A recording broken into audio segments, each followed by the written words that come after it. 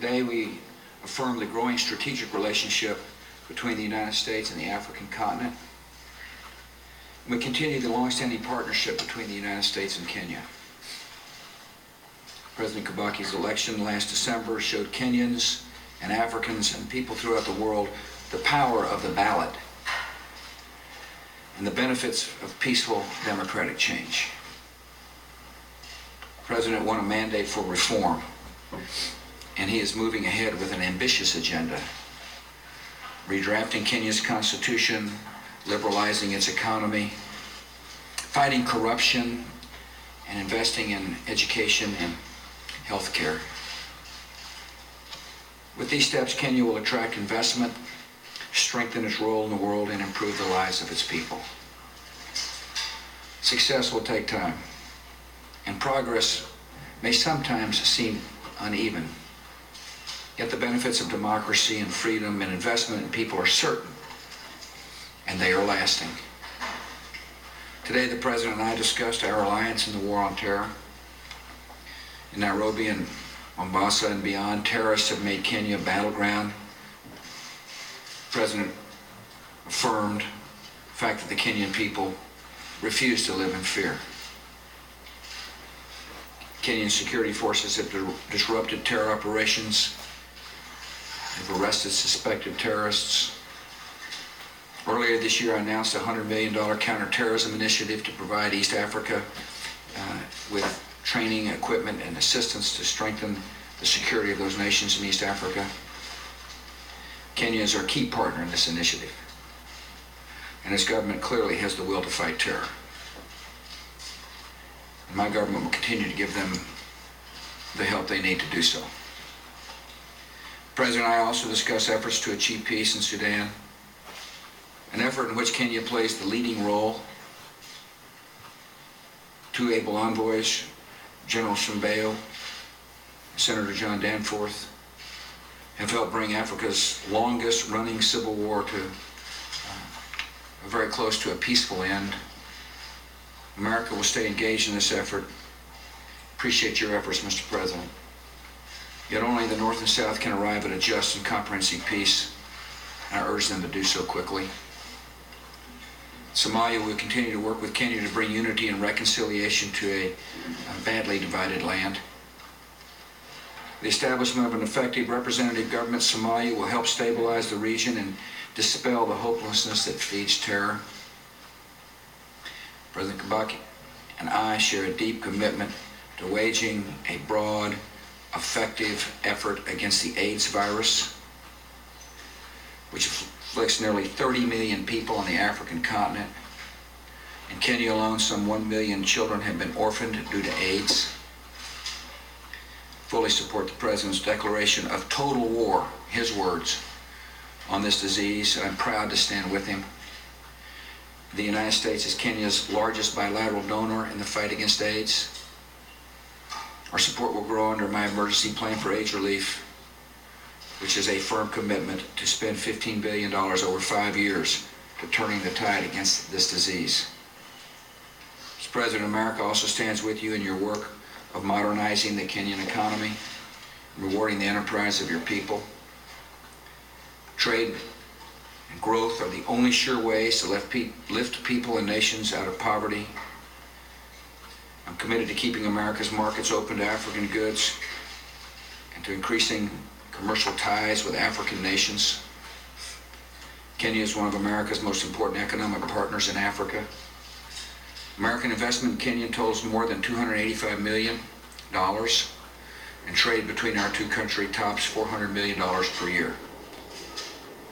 These numbers have grown in recent years under the African Growth and Opportunity Act, AGOA, and they have the potential to grow even more as reforms in your country take hold, Mr. President. Kenya and the United States are old friends working together to face new challenges. Our relationship is strong, and it's growing stronger, and I'm grateful for the leadership and vision of the President. Welcome. Thank you. It is my pleasure to be here with you, Mr. President. This morning, We had a fruitful meeting with my good friend, President Bush. Our discussions centered on bilateral, regional, and international issues of mutual interest to our two nations. I was encouraged by keen interest and concern that President Bush has shown on issues affecting Kenya and Africa. In particular, the establishment of the Millennium Challenge account and the $15 billion HIV/AIDS program bears testimony to this particular commitment.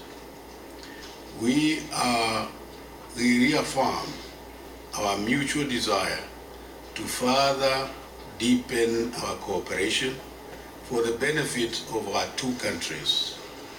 President Bush welcomed the efforts made by Kenya in consolidating democracy, particularly after the successful general elections of December the year 2002. We share the common desire to promote and entrench democracy in Africa and the need to support Kenya as a model of democracy. I briefed President Bush on the priorities of my government that includes economic revival, education, health, and security. I am pleased by the willingness of the Bush administration to support our efforts to promote and sustain our economic recovery. President Bush shared my concern over the devastating effects of the HIV/AIDS pandemic and other infectious diseases, especially in Africa. I believe the President on the vigorous campaign my government is conducting against the HIV/AIDS pandemic. I am confident that these efforts are benefiting substantially from the support of the U.S. government. We discussed at length the issue of terrorism. Kenya, like United States, has in the past suffered at the hands of terrorism. The attacks have strengthened our resolve to intensify and enhance our cooperation with the United States and the international community in the fight against terrorism. I have requested the U.S. government to support Kenya to strengthen its security as an essential element in the fight against terrorism. This assistance will also enhance Kenya's role as a peacemaker in the Horn of Africa. President Bush expressed his appreciation for the leadership that Kenya has taken in the peace process in Sudan and IGAD.